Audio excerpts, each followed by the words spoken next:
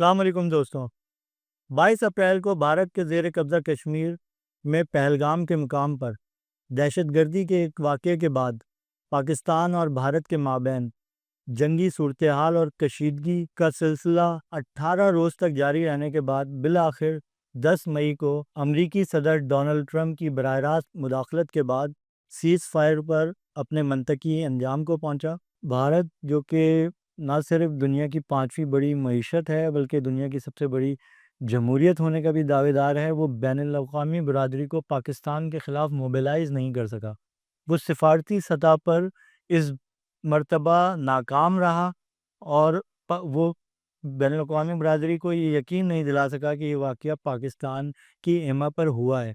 اور دوسری طرف یہ پہلی مرتبہ ہی تھی کہ جب پاکستان نے واضح ملٹری برتری حاصل کی، عسکری برتری حاصل کی۔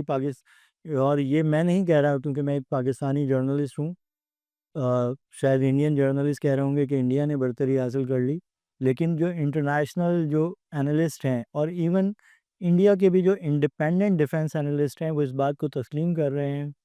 کہ ملٹری سطح پر بھی پاکستان کی برتری حاصل رہی اس 18 دنوں کی کشیدگی اور جنگی صورتحال میں، اور سفارتی سطح پر بھی انڈیا کو سبکی کا سامنا کرنا پڑا۔ تو ہم یہ جاننے کی کوشش کریں گے کہ ایسی کیا وجہ بنی، کیونکہ گزشتہ 25-30 سالوں سے بھارت کا یہ موقف بین الاقوامی برادری ہمیشہ مانتی رہی ہے کہ پاکستان دہشت گردوں کی سیف ہیون ہے اور پاکستان دہشت گرد تنظیموں کی سرپرستی کرتا ہے۔ پاکستان بیس کئی دہشت گرد گروپوں کو اقوام متحدہ اور امریکہ دہشت گرد بین الاقوامی سطح پر دہشت گرد ڈکلیئر بھی کر چکے ہیں۔ تو اس مرتبہ کیا مختلف ہوا ہے؟ اگر میں آپ کو اس سوال کا جواب ایک جملے میں دینا چاہوں تو وہ جملہ یہ ہے کہ بھارتی وزیر اعظم نریندر مودی کا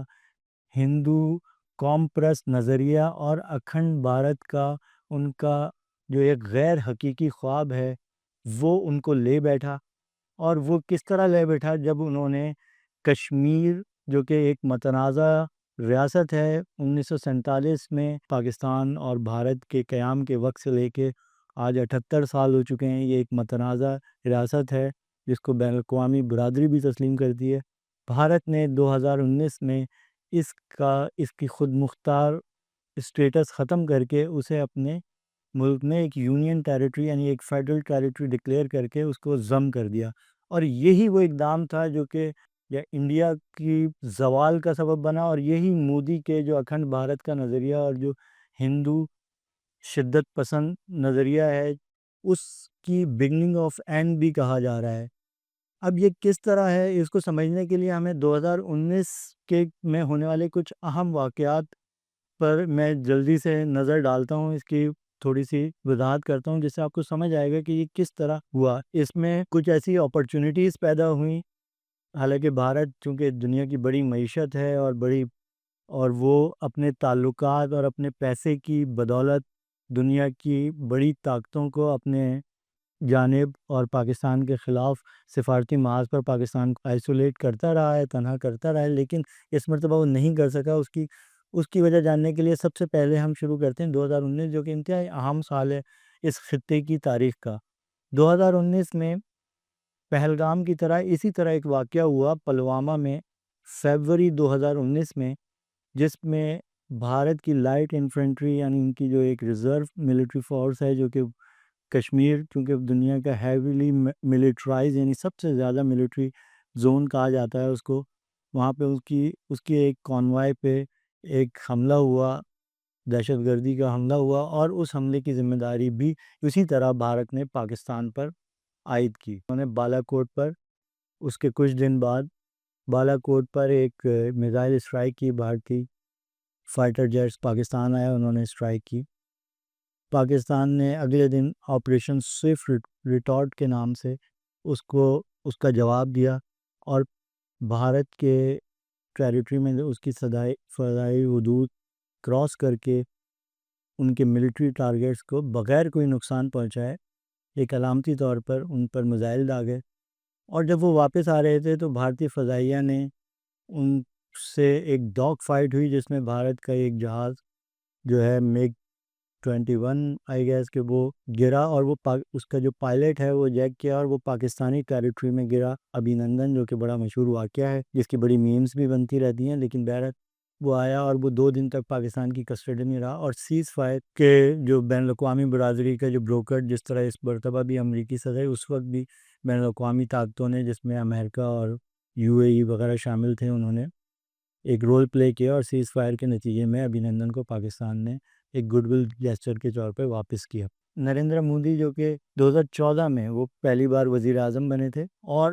2019 میں انہیں، وہ الیکشن کا ایئر تھا، 2 مہینے بعد الیکشن میں وہ جا رہے تھے، اور یہ ایسا لگ رہا تھا کہ یہ کانسپیریسی تھیورسٹ یہ کہہ رہے تھے کہ اس واقعے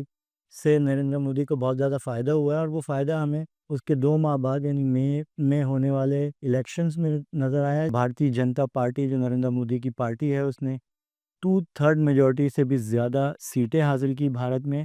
بھارت کی نیشنل اسمبلی میں، جسے لوک سبھا کہا جاتا ہے۔ انہیں یعنی قانون سازی کے لیے، انہیں کسی آئینی ترمیم کے لیے کسی اور پارٹی کی ضرورت نہیں تھی، BJP نے 2/3 میجورٹی حاصل کر لی تھی،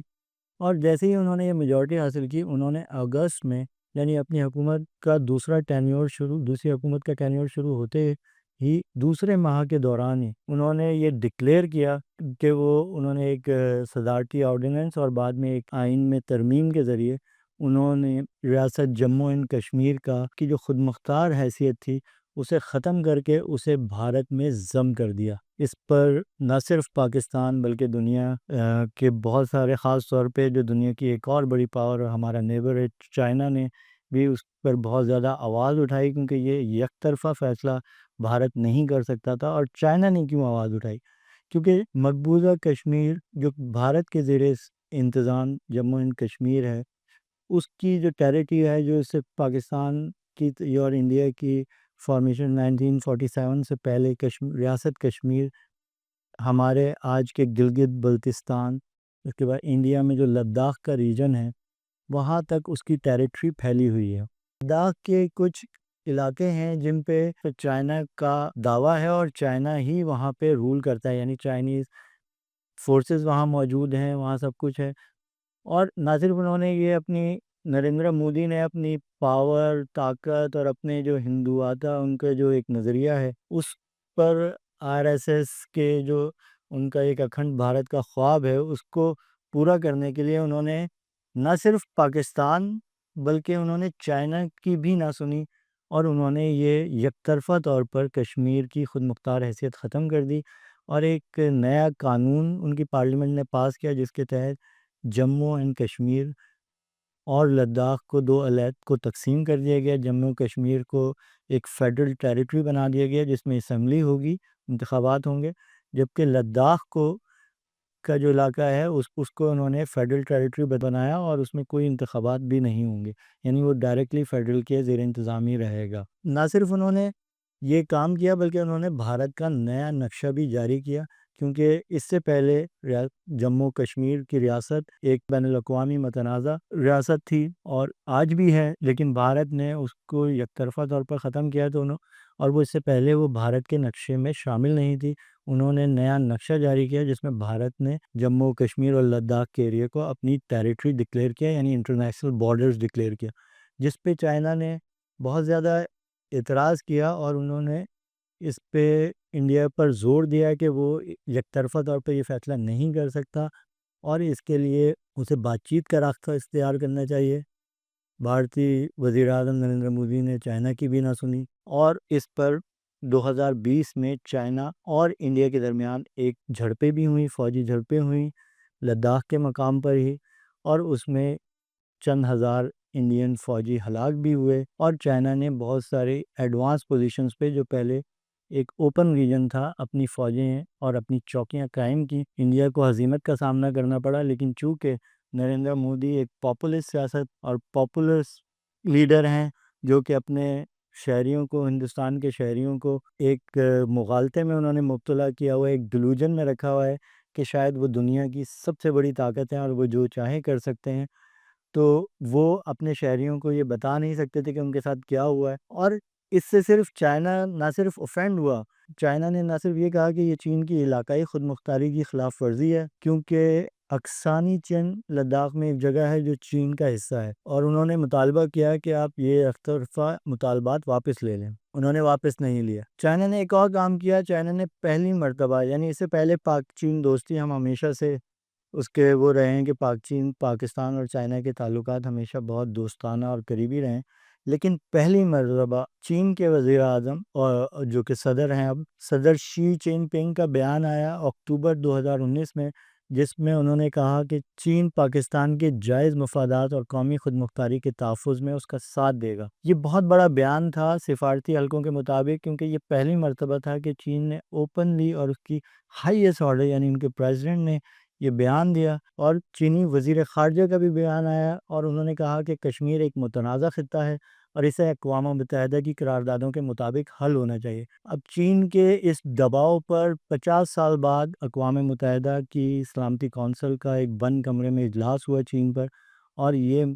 معاملہ ایک دفعہ پھر اٹھا۔ یہ تو اس کے بظاہر ہوتے، لیکن اس کے بعد چائنا اور پاکستان کا جو عسکری تعاون ہے وہ کسی نیکسٹ لیول پہ چلا گیا۔ اور وہ کس طرح چلا گیا کہ پاکستان اور چین کے دفاعی معاہدے ہوئے پہلگام واقعے کے بعد، جو 6 اور 7 مئی کو انڈیا نے پاکستان میں 6 مقامات پر جو اپنے فضائی میزائل کے ذریعے حملے کیے۔ اس وقت جو فارمیشن ہوئی اس کی پاکستانی فضائیہ کے ایئر وائس مارشل اورنگزیب صاحب نے ایک بڑی تفصیلی بریفنگ دی انٹرنیشنل میڈیا کو، اور انہوں نے بتایا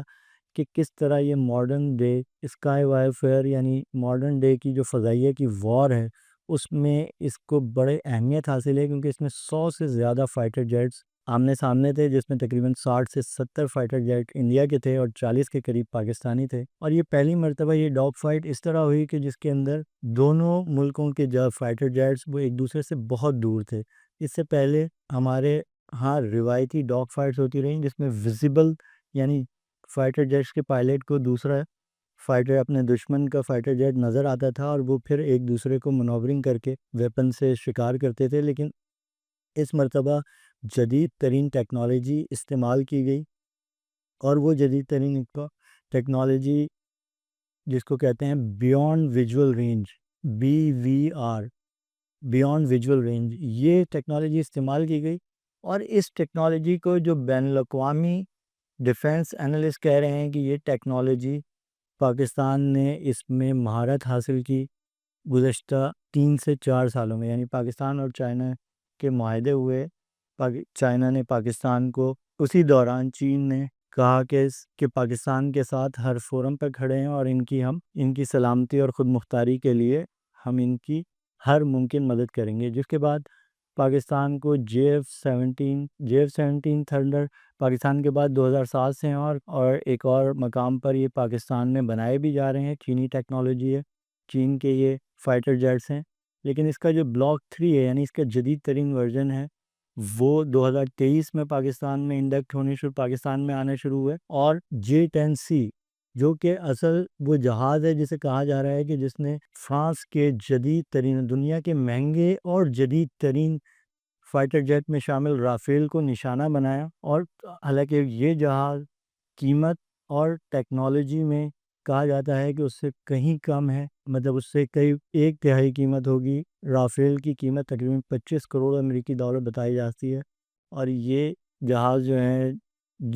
J-10C جو چائنا کا لڑاکا فائٹر جیٹ ہے، یہ اس کی قیمت اس سے تقریباً کہنا چاہیے کہ 10 سے 20% یا 30% ہوگی۔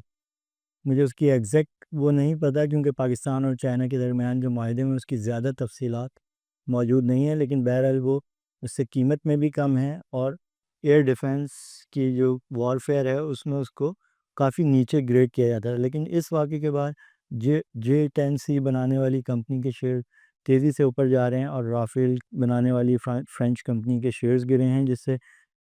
واضح طور پر یہ نظر آ رہا ہے کہ یہ پاکستانی پائلٹس نے چائنا کی ان جہازوں کی مدد سے، اور چائنا اور پاکستان کے درمیان جو ہر سال شاہین کے نام سے جو جنگی مرچیاں ہوتی ہیں پاکستانی ایئر فورس اور چائنیز ایئر فورس کی، اس میں جو پاکستانی پائلٹس نے جو ٹیکنالوجی کا جو استعمال کرنا سیکھا، انہوں نے اس میں جو مہارت حاصل کی، اس کا نتیجہ ہے کہ انہوں نے اپنے سے کہیں اچھے جہاز اور اپنے سے اتنی بڑی فضائیہ کے ہوتے ہوئے بھی پاکستانی پائلٹس نے کامیابی حاصل کی۔ یہی وہ وجہ تھی، کیونکہ اگر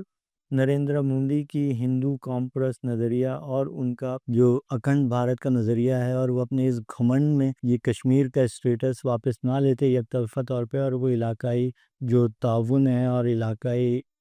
ایک اپنے ہمسایہ ممالک کے ساتھ تعاون کو فروغ دیتے، تو انہیں یہ دن نہ دیکھنا پڑتا۔ جو ماہرین کا کہنا ہے کہ اب عسکری سطح پر بھی جو بھارت کو ناکامیاں ملی ہیں، اس کا سلسلہ یہاں رکنے والا نہیں ہے۔ یہ آئندہ آنے والے سالوں میں